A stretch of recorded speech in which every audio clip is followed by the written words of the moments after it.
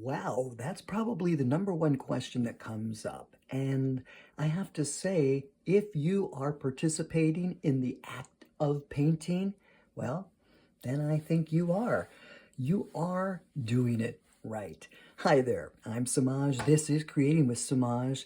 And every day we show up for 20 minutes to just get some color and some movement on the paper. And I thought today, while we paint, we'll talk for a few minutes about what the framework of intuitive painting is all about. So we have our Canson XL paper, we have our Oval 16, and like I always say, these things are easy and available, and that's why I use them. And I think it's a great option for most people. So, am I doing it right? Wow. Are we ever doing it right? That's really the question. There's so many things in life, and often you wonder, am I doing it right? I think about all the different things that there are to do, and I don't know that I'm getting any of them right. But what I do know is that I'm doing them, and I'm participating in the act of the doing. And when it comes to intuitive painting, part of what we're doing is just participating in the act of getting lost in the flow, the act of creating and getting lost for a few minutes and escaping in that place where we get to think and unwind and maybe problem solve too. I was getting my Caran d'Ache because I thought, we need to have a crayon. I was going to use a Sharpie, and you probably could use a Sharpie, but I don't have one close by. So we're just going to make some marks here for a moment and see how and what shows up. I'm going to finish that. There we go. And this is a Caran d'Ache. This is a water-based crayon, so it's going to melt as we paint. So we'll just see how this goes. So in intuitive painting, we just show up and we create, and we don't have a framework of what we show up with. And sometimes people outside of this forum, when I'm doing workshops or when I'm in places talking about it, people say, well, I've seen you on YouTube and you always sort of do landscapes or something like that. And I said, well, yes, I do. And maybe that's just a place that I find that I like to go, because for me, it's easy, it makes me happy, and it brings joy. And I like the feeling that I get when I create a landscape. And so that is usually my response to that. And that is why we do this painting process. It's about getting out those feelings and having the opportunity to just escape and be someplace else for a few minutes and just be with ourselves, maybe with our thoughts, maybe problem solve while we're here. There's so many things. Most important thing is that we show up without judgment and without expectation. We're not here for any other reason than the purpose of creating. And it's also exploration. It's time for play. It's time for throwing colors together you would never put together. It is watching colors blend and explode. It's having free form and no form, and just allowing yourself to see what shows up in the time that you dedicate yourself to being present in the act of being creative. And in this time here together, we are painting, but some of you may be doing other things. Maybe you're drawing. Maybe you are someone who is working on a craft project. Maybe you're cooking. Maybe you're cleaning. There's so many creative things that you could be doing. And if you are participating in the act of being creative, bravo to you, and thank you for enhancing your potential and seeing what is possible. You know, we're all here to be creators. And we all have a story to tell. And sometimes we forget that we all have a story to tell because we think our story isn't big enough or fancy enough or whatever. Your story is as important as anyone else's. Knowing how important your story is.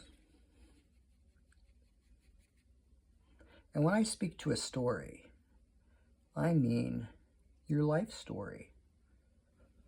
Not the story you hold on to keep you where you're at, but the story about the journey of where you've been, what you've learned, and where you're going with that. Where are you going with that knowledge? Where are you going to go with all that newfound wisdom that you have? You know, this is me speaking as a 60-year-old guy, thinking, had I done this 25 years ago, 30 years ago, I probably would have had a lot more time to focus on things if I just invested a little time in doing this. And when I say that, I mean not having a practice is never a good thing. I've found that having a practice allows you the opportunity to be present in more places in your life. And it's just one of the byproducts. I guess it's an act of mindfulness that shows up and creeps into your life. And so you find yourself in places and situations where you just seem to be more present, more focused.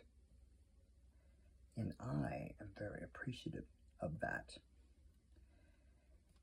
But I also think about the lament sometimes about the time that was lost. Because I really enjoy this. I enjoy the painting. I just enjoy the experience. I think it's great when you get to watch creation happening. Also feels relaxing. I find it relaxing.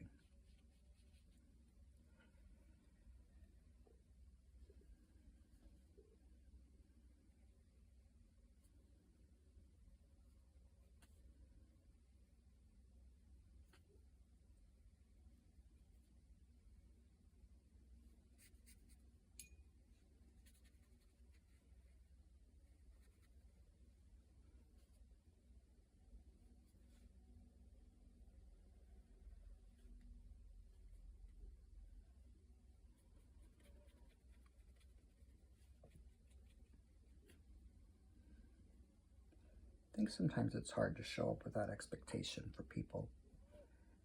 That's the biggest thing I hear. You know, people always expect to have a knowing of what the finished product is going to be. Sometimes there's nothing to know. There's just the doing. Just seeing what shows up and how you feel about the creation of what you're doing. And that in itself can be enough. Sometimes we don't always take the time to honor that, I think.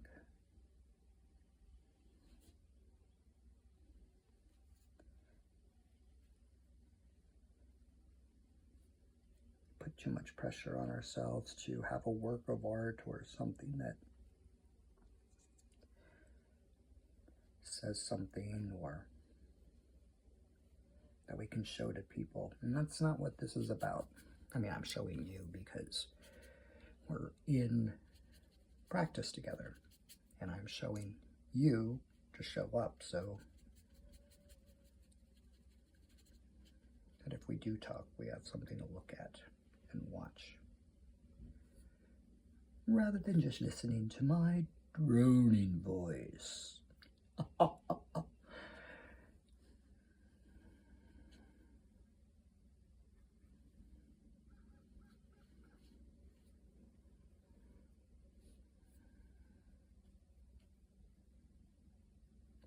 It's fun to just play with color and see what shows up and not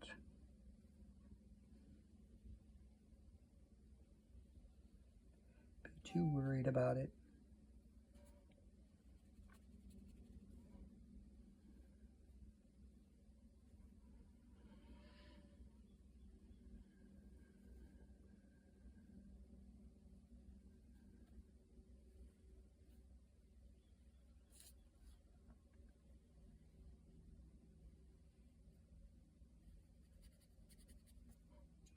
Also, letting go of attachment to whatever it is that you're creating and realizing that it's just an opportunity for you to have nonverbal communication with yourself while you're painting.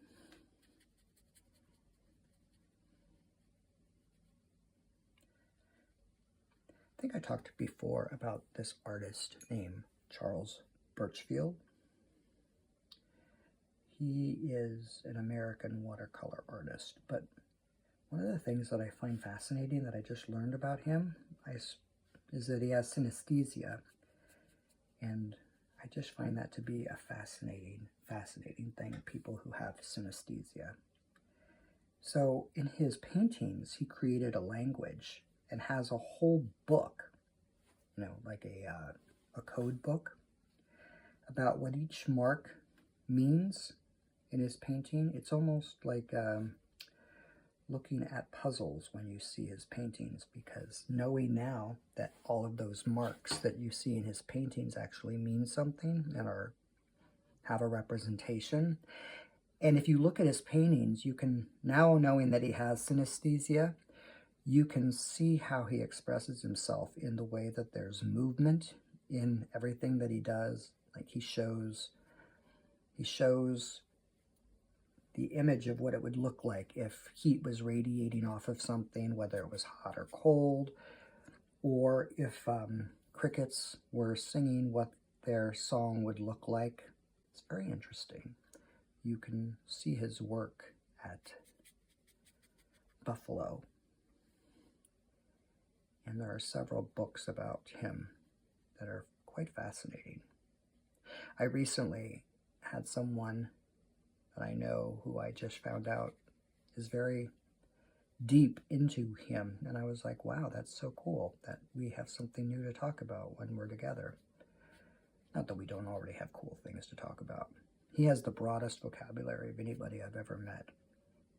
This guy, who also likes Charles Birchfield. It's quite fascinating to be with someone who has a really broad vocabulary. It's just fun to be with him. And he's very good with puns. Very good with puns very quickly as well.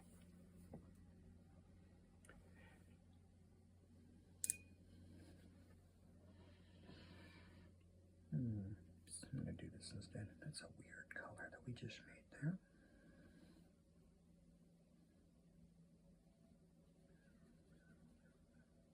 Like a little turquoise piece.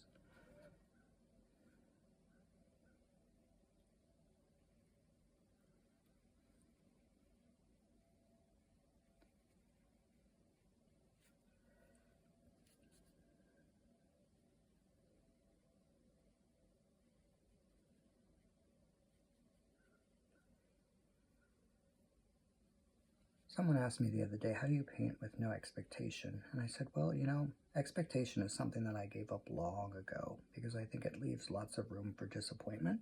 If you just expect something to be or behave or act a certain way, you just have to allow things, right? Allowing leaves room for the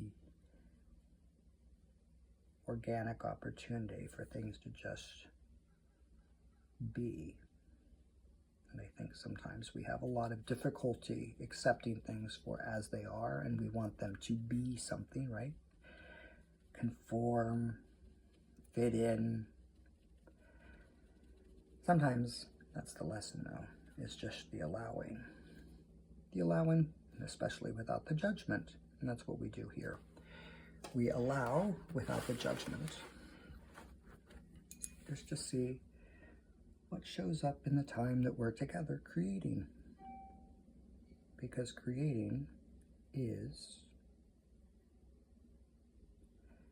a really fun thing to do.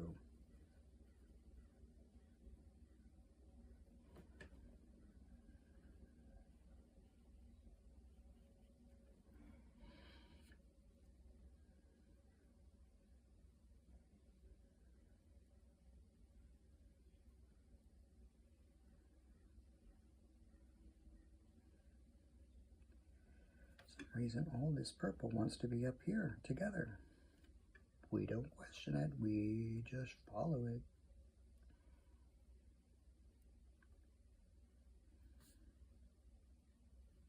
Look, it wanted to blend with the black. Very cool.